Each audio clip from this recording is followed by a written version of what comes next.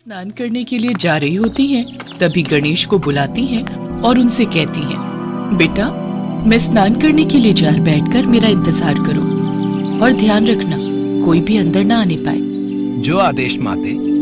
माँ आप भी जाएं। मैं आपके बगैर इजाजत के किसी को भी अंदर नहीं आने दूंगा। माँ पार्वती पुत्र को द्वार पर खड़ा करके चली जाती हैं और गणेश द्वार पर पहरा देने लगता है। कुछ समय बाद वहाँ भोलेनाथ, नंदी और कुछ सेवकों के साथ आते हैं। भोलेनाथ, ये बच्चा कौन है और द्वार पर पहरा क्यों लगा रहा है? तुम जाकर के देखो। नंदी और दो सेवक उसके पास बालक, कौन हो तुम? तुम्हारी हिम्मत कैसे हुई जो तुम गणेश से सवाल जवाब कर सको? ठीक है, के पास जाकर ये प्रश्न कर लेता हूँ। अरे तुम ठहरो, द्वार के भीतर नहीं जा सकते। तुम कौन होते हो मेरा रास्ता रोकने वाले? मैं पार्वती नंदन गणेश हूँ और ये कोई भी अंदर ना जाने पाए। जाओ अब यहाँ से जाओ। पुत्र, अचानक से मुझे पागल समझते हो क्या? के मैं यहाँ से कहीं नहीं जाऊंगा। गणेश अपनी गदा उठाते हैं और जोर से नंदी पर प्रहार करते हैं, जिस कारण नंदी को चोट लग जाती है। इस वजह से नंदी और सेवक भोलेनाथ के पास वापस लौट जाते हैं। महादेव, भोलेनाथ बचाओ। भोलेनाथ को गुस्सा आ जाता है। उस तुच्छ बालक की इतनी हिम्मत कि वो तुम पर हाथ उठाए। अभी जाकर उसको सबक सिखा। नाथ, नंदी और कुछ सेवक समेत उस द्वार की तरफ जाते हैं। अरे ओ रुको, कहाँ चले जा रहे हो? आपको दिखता नहीं? द्वार पर। ये मेरा घर है, तुम कौन होते हो मुझे रोकने वाले? मुझे मेरे घर जाने से कोई नहीं रोक सकता है। जो भी हो, आपको मुझसे अंदर जाने के लिए इजाजत लेनी ही होगी, अन्य जा सकते हो। बालक, तुम इतने धूर्त कैसे हो सकते हो जो मेरे कहने के बाद भी अंदर जाने के लिए प्रवेश कर रहे हैं? तुम मुझसे बहस कर रहे हो?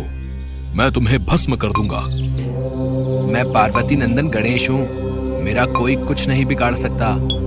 बेटा, मेरी माता का आदेश है, जब तक वो स्नान करके बाहर ना आ जाए तब तक मैं किसी को भी भीतर नहीं जाने दूं। बालक, सामने से हट जाओ। मैं अपने प्राण त्याग सकता हूँ, लेकिन माता का आदेश मेरे लिए पत्थर की लकीर है। तुम कौन हो बालक? मैं पार्वती पुत्र गणेश हूँ। तुम इतने हठी हो बालक, इतना हठ। मैं आपसे अब भी कह रहा हूँ, आप यहाँ से चले जाओ, वरना बहुत पछताओगे। तेरी इतनी हिम्मत! और दोनों के बीच घमासान युद्ध शुरू हो जाता है। गणेश का वार भोलेनाथ पर भारी पड़ता है। से भी आ रहे हो। इस बार भी गणेश का वार भोलेनाथ पर भारी पड़ता है।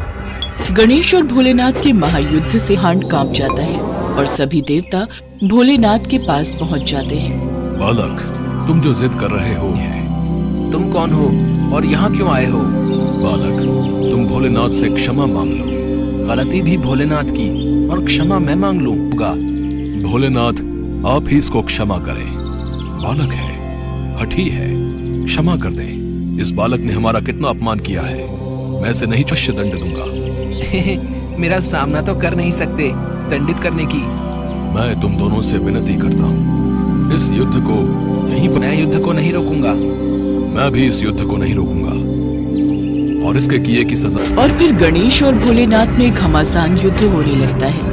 मैं बोल रहा हूँ तुम दोनों से, रुक जाओ। बालक, तुम भोलेनाथ से माफी मांगो।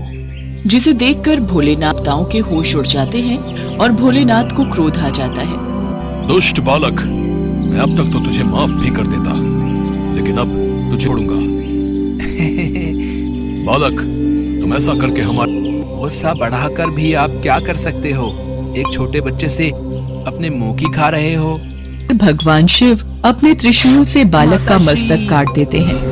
माँ, ब्रह्मांड में ये शोर हो जाता है और गणेश की गर्दन बहुत दूर जाकर गिरती है, जिससे कि एक भूचाल आ जाता है।